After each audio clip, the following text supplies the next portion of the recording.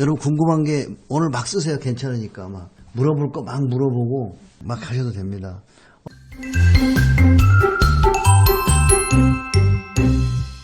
오늘 완전히 스트레스 완전히 풀고 새해는 새로운 바람이 불 거야.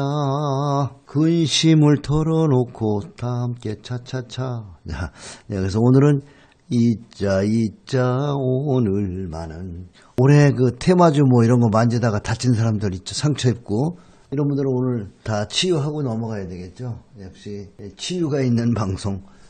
왕초보입니다. ETF는 어떻게 어디서 사야 하는지요? 해외 주식도 어떻게 사는 방법 좀 가르쳐주세요. 네. ETF를 연구하는 사람들은 고점을 잡게 돼 있어요. 안전한 지수 펀드라고 그러면서 꼭꼭 고점을 잡던 ETF가 그래서 아주 나쁜 상품이야. 바닥에만 들어가면 좋은 상품인데 바닥에는 안 사요. ETF는 고점만 연구하게 돼 있어요. 그래서 ETF 잡고 물먹은 사람이 너무 많아요. 난 그래서 ETF는 연구하지 마라. 펀드도 연구하지 마라. 펀드가 내가 들고 싶을 때는 그 펀드가 상투더라. 펀드도 인기 없을 때 사야 되거든요. 근데 그때는 신문도 안 나고 아무도 말해주는 사람이 없고 더럽거든요. 그래서 차라리 그냥 우량주에 그냥 골고루 담는 게 낫습니다. ETF보다는 우량주를 골고루 담아야죠. ETF에 들어있는 종목이 뭐 우리나라의 코스피 200 종목을 담았다 그러면 거기서 1%의 종목을 빼고 가면요 수익이 하나도 안 나요. 마이너스 나요. 사실은 1%의 종목을 담아야 돼요. 가다가도 이제 여러분 궁금증 있으면 계속 물어보고요. 오늘 못다한 거는 이 동영상 유튜브 밑에 달아두시면은 오늘 막 쓰세요. 괜찮으니까 막. 이게 2016년 써놓은 글이네요. 근데 여기서 이제 대형가치주가 12%, 대형가치주가 12.87% 수익 났고요. 연간 수익률을 얘기한 거예요. 1926년부터 2000년까지. 대형 성장주는 10.77. 근데 대형 성장주가 수익은 더 많이 나긴 납니다. 근데 미나리 기법으로 잘 잘라 먹어야죠. 무슨 얘기냐면 여기 보면 대형 가치주는 10.8, 대형 성장주는 프로트지 작죠. 변동성이 크기 때문에 그거를 잘 잘라 먹지 못하면 나중에 더 평균 수익률이 못하더라 이거예요. 소형 가치주는 14.87 배당 주는 애들. 근데 소형 성장수는 9.7. 이게 무슨 얘기냐면 변동성을 그 미나리 해먹지 못하면 수익률이 더 저조해진다는 거죠. 높은 수익을 주던 성장성 가운데 눈 깜짝할 사이에 실망스러운 수익으로 뒤덮인다. 그러니까 지독한 상한가 나오고 급등 나오면 적당히 챙겨 먹어야지. 성장성 주식을 너무 끝까지 먹으려고 그러면 안 되죠. 그래서 여러분이 여기 이 말은 고쳐 얘기하면 대형 성장주와 성장주 주식은 변동성이 심한데 수익률이 더 많이 나요. 근데 그걸 잘라 먹지 않으면은 들어온다. 그래서 우리는 그 미나리 한다. 팜시스테인 기법으로 잘라 먹는 것이 그게 성장주들을 잘라 먹는 거예요. 아셨죠? 사실 어떻게 보면은 저희 클럽 매매 스타일 수익 매매죠. 이렇게 보면 변동성이 심하죠. 이렇게 또 차트로 보면 엄청 심하죠. 잘 보시면 얼마나 이거를 잘라 먹고 다니는 게 우리잖아요. 우리는 이거를 잘 요리해 먹죠. 예. 이게 미나리 기법이에요. 성장성 주식들을 그냥 따라가면은 수익률은 요 밑에 하단부의 라인으로 따라가는 거고요. 네. 매매 안 해도 됩니다. 대개 보면 상이 나오면 어떻게 해요? 상 나오면 새끼들이 거기서 단타 친다고 연구하더라고 보니까. 단타 연구하는 방을 한번 유튜브 들어가서 보세요. 그러면 거의 그 나중에 일봉으로 보면 상 나온 뒷구녕에 가서 매매하더라고. 아 이상하대. 네? 이거는 아주 오래된 우리 우공이사님이 올려놓은 글이던 것 같은데 부동산 시장과 미국장 전망. 이 장에서는 주식시장이 이성적이거나 효율적이라는 것과는 다른 사례를 살펴보았다. 그러나 시장이 때때로 비이성적이기에 기업 초 이론을 버려야 한다고 말하는 것은 아니다. 오히려 분명한 결론은 시장 스스로 바로잡는다. 이게 굉장히 중요한 거예요. 여러분 가지고 있는 종목, 미국장, 부동산 이거 잘 봐요. 오히려 분명한 결론은 시장 스스로 바로잡는다. 비록 느리지만 시장이 비이성적이거나 움직임이 없는 광기를 바로잡는다. 무슨 얘기냐면 너무 지독하게 올라갔으면 조정을 해서 바로잡고 너무 많이 떨어졌으면 치어 올라갈 거 그지? 때로는 네오카리만큼 제자를 찾는다. 예언은 갑자기 나타날 수도 있고 시장은 비이성적으로 낙관적일 수 있다. 이들이 경솔한 투자들이 끌어들이는 것이다. 그러나 결국은 시장에 의해 진정한 가치가 인식된다. 투자자들은 겪고 잊지 말아야 할 교훈은 바로 이것이다. 시장이 알아서 다 자정을 하죠. 이경남은 알아서 다 꾹 눌러주죠. 네. 예상값이 많이 들어오면 부동산도 이번에 왜 그런 거예요? 너무 융자 많이 받으니까 정부에서 이대로 가다가는 국민들이 다치겠으니까 규제하는 거고, 강남 부동산 보유세 겁나게 오른다 그러는데 왜 그걸 걱정해요? 보유세 걱정하지 말고요. 부동산하고 보유세하고 걱정을 왜 하냐고요. 이런 것도 보면은 2004년부터 이게 지금 1,000원짜리가 지금 3만 원 찍었잖아요. 30배 올라갔네. 배당도 주고.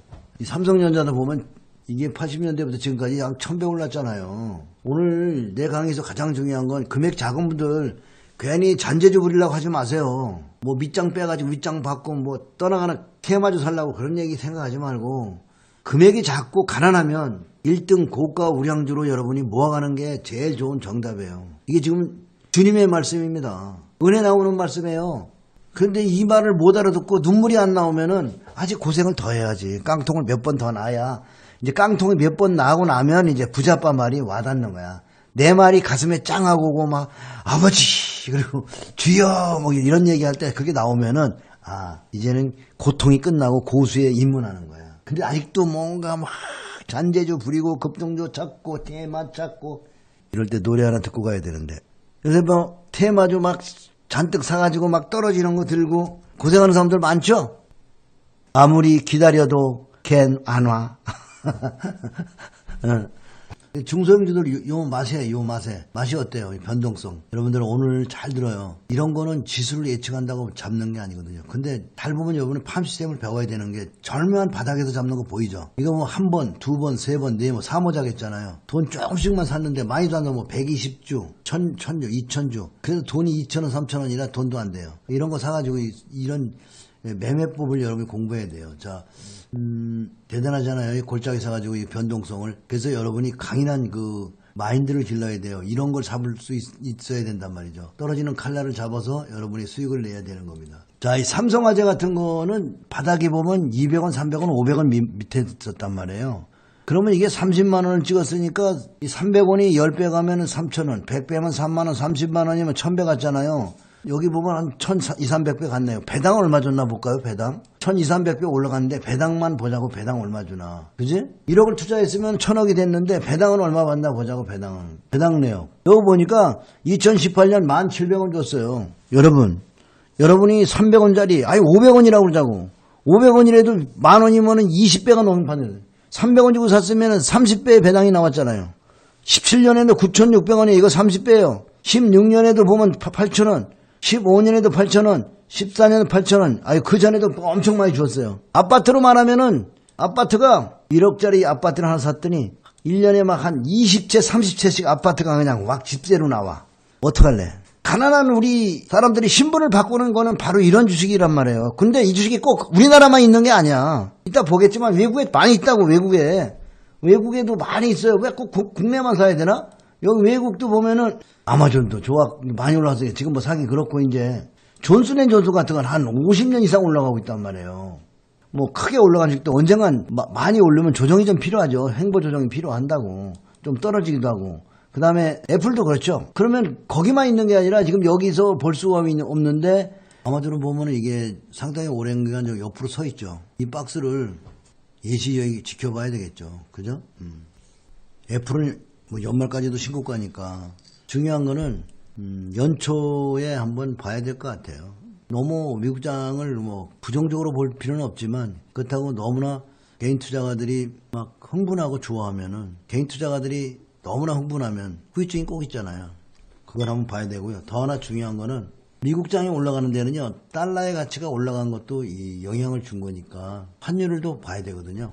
그러면 환율을 보면은 이 이머징 마켓, 특히 브라질 같이 브릭스 같은 종목 가치들이 좀 떨어졌죠. 위안화도 좀 그렇고요. 그죠? 달러 유로가 보면 많이 떨어졌잖아요. 리먼 사태 이후에 유로가 많이 가치가 하락했어요. 그럼 미국장은 결국 유로가 하락하면서 미국의 돈의 가치는 올라가면서 주가도 그래. 그러니까 돈이 몰려와서 달러를 사고 미국 주식을 사니까, 옛날에 유로가 바닥을 치고 올라갈 때 보면 여기서 유로만 간 게 아니라 브릭스가 같이 갔거든요. 그러니까 유로가 반전하면 우리나라도 간다, 이렇게 생각합니다, 저는. 왜냐하면 미국 시장이 덩어리가 이만하잖아요. 하나의 시장이, 단일 시장이. 근데 뭐 유럽 잔챙이들 붙어봐야, 전 세계 나라들 붙어봐야 미국장 한 종목이 나라 하나를 제기할 시가총액보다 큰 놈이 나왔는데, 안 그래요? 그래서 이제 우리가 유로 같은 걸 잘 봐야 돼요. 유로 같은 거가 지금 보면은 저점을 안 깨고 쓰리바닥이 나왔는데 만약에 추세 반전해서 유로가 세게 올라가면 유로에 돈이 몰리는 거죠. 유로가 보니까 아주 오랫동안 조정을 많이 했어요. 그래서 유로를 잘 보고 그 다음에 이제 유로와 같이 봐야 될 게 원달러 환율도 마찬가지 봐야 되겠죠. 그리고 지금 달러가 1200원 돌아가면 현대차가 좋아하는데 달러가 이렇게 되면 수출 경쟁력이 떨어지는가 봐요. 그러니까 환율하고도 현대차하고도 연관이 많이 있다 보시면 돼요. 자, 그 다음에 마이크로소프트도 보니까 실적이 계속 좋아지고 있죠. 그런데 나는 강력히 권하지는 않겠어요. 미국 주식이 지금 너무나 인기가 높아가지고요. 조금은 이제 융자내거나 그렇게 매매하지 마시고요. 비중을 너무 늘리지 마시고 어머나 이제 그게 다 하고 전 세계 사람들이 미쳐버릴 때는 여러분들이 조금은 모든 상투는 실적이 매우 좋을 때 와요. 그리고 모든 사람이 좋아할 때 그리고 일반 투자가들이 몰려갈 때 지표는 나왔어요. 한국 사람들이 미국 주식을 그렇게 많이 샀답니다. 2019년에 연초까지도 달려나가겠죠. 한국 주식이 약한 이유는 달러도 사고 미국 주식으로 돈도 먹고 이게 그냥 영원히 그렇게 되는 게 아니잖아요. 언젠간 뒤집어진다는 거죠. 유로가 급상승하게 되면 미국이 조정받게 되는 거죠. 그냥 어디 가요? 한국이나 유럽 주식들이 올라가겠죠. 그죠? 유럽에 또 유로화에 돈이 들어가면서 그렇게 되면 중국도 좋아질 수 있어요. 그때 같이 갔거든요. 저기 유로가 올라갈 때 중국, 브릭스라고 그러죠? 한국 같이 갔어요. 미국이 가는데 일본이 같이 가네요. 그죠? 유로도 보면 지금 뭔가 모양은 갖추고 있죠? 하락은 멈추고 바닥은 높아지고. 그래서 저 때도 보면 뒤집어지면요. 갑작스레 유로가 이렇게 뒤집어지면요. 타카닥 뒤집어지는 거 그냥 이렇게 가잖아요. 쭉 그러면 이게 조선주고 차트하고 똑같은 거죠. 유로가 할 때. 이번에 가면은 이제 유로가 가면은 한국 주식도 가겠죠. 근데 폼은 잘 잡아놨네요. 그죠? 자, 오늘 그래서 준비한 게 다 됐는데 뭐 혹시 궁금한 거 있으면은 유튜브 밑에 내댕겨 놓으시면 일요일 날 다시 한번 여러분들에게 빠졌던 거 해드리도록 할 거고요. 오늘도 다시 마무리하면서 다시 읽어드리는데요. 월가에서 매매를 잘하는 사람들이 그 유명한 펀드 매니저가 사람들을 가르쳐서 과연 매매를 잘할 수 있을까 하고 가르쳐봤어요. 그게 터틀 그룹이에요. 터틀을 거북인데 키워봤다는 거죠. 그랬더니 너무나 잘했다 이거예요. 키우니까 되더라. 그래서 그 터틀 그룹에서 시장을 예측하는지 물어봤더니 시장을 예측하지 않는다고 그랬더라고요. 여러분 투자하는데 시장을 예측할 종목을 그냥 잘 연구하시면 돼요. 조정이 와도 좋은 종목은 조금밖에 안 와요. 그리고 오히려 예상하는 것을 금지했다 그랬죠. 그러니까 시장 예측과 새 전망하는 것을 여러분들 금지하셔야 됩니다. 이런 얘기 어디 가서 해주는 사람 없어요. 이런 얘기하면은 손님 떨어져. 좋은 저녁 되시고요. 새해 복 많이 받으시고. 지나간 한 해 동안 고생들 많이 하셨는데요. 영원한 약세장은 없습니다. 영원한 약세장이 없어요. 그리고 여러분이 가지고 있는 종목하고 싸우지 말고요. 비중을 좀 찢어가지고요. 가는 쪽의 종목도 골고루 같이 담으시면 좋을 거예요. 기다리는 본전은 없다. 또 기다리는 조정도 없어요. 막 가는 종목 조정해달라고 하는데 조정 안 해주죠. 마찬가지입니다. 새해 복들 많이 받으시고요. 오늘 특히 여러분들에게 유익한 정보를 전달하려고 했는데 얼마나 여러분의 도움이 됐는지 모르겠습니다. 유튜브에 여러분 댓글 많이 달아주시고 여러분의 질문을 앞으로 진단해 드리도록 하겠습니다. 좋은 저녁 되시고요. 행복한 2020년 되시기 바라요. 새해에는 여러분들 모두 동네 부자 돼서 돈 걱정 없는 여러분이 됐으면 합니다. 바이바이.